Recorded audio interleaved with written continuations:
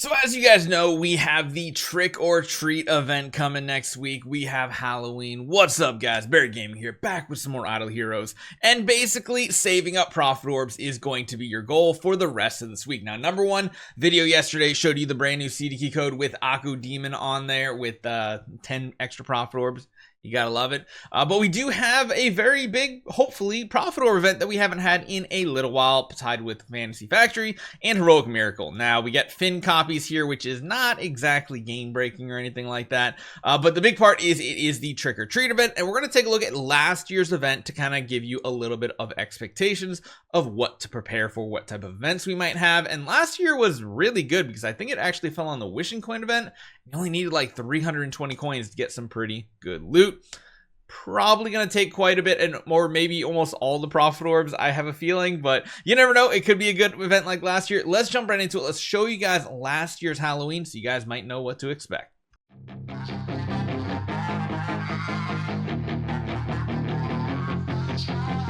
So last year's event went a little bit like this. It was a kind of similar event in the fact that we had Sky Labyrinth and we had Wishing Coins. The event currency was actually tied to the Wishing Coin loops, which was something that we hadn't seen in a while. It wasn't a ton of resources though, which was kind of interesting. But remember, in this you could do like 9 loops, so again pretty similar because we can do 8 loops in Prophet Orbs coming up. There was a mysterious chest event. It had nothing to do with it. Most likely the Heroic Miracle will have nothing to do with our event next week, but it had this really interesting bonus reward section here, and this is where you were going to be using your basically those hearts of inspiration that you could get from both the summoning event and another event called the Candy Adventure, I believe.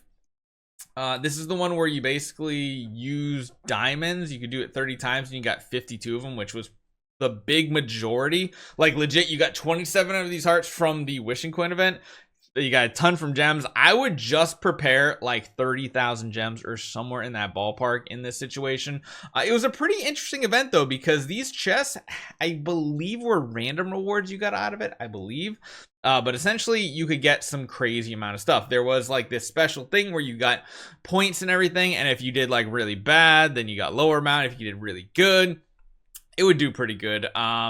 And it was pretty interesting. The way this event worked had the typical shop that we're used to seeing, which of course now will have things like the Grimoire materials. There was of course a treasure train, which you can expect there. Most likely there will be a relay package that looks very similar with a new skin and all that fun stuff. And yeah, basically had currency tied to the value packs as well. I can almost guarantee it's going to look very, very similar. However, the event was pretty interesting. So this Daring Foolish was actually a really cool one here. If I remember correctly, you basically had to spawn bosses in a battle, and then you had to defeat the boss. And then in order to do that, it took like, I think it was like 75 or something like that.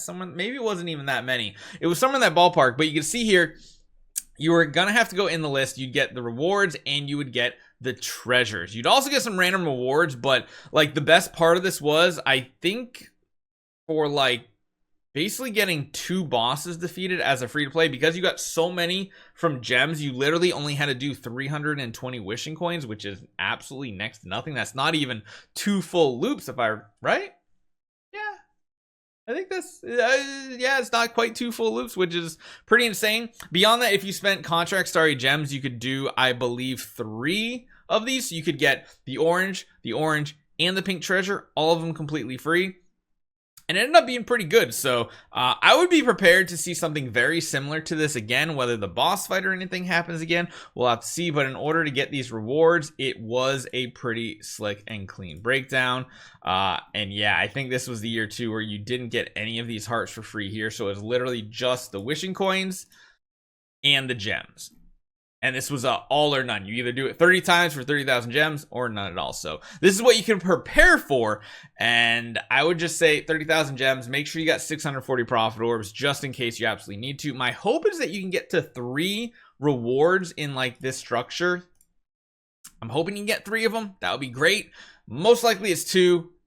or 3 with a $5 purchase. And of course, we'll do a contract start agent breakdown too, but just save your Prophet Orbs. Make sure you guys get back up to 30,000 gems because most likely you're gonna need it. Hopefully you guys enjoy this one. Let me know what you guys think. I'll see you guys next time.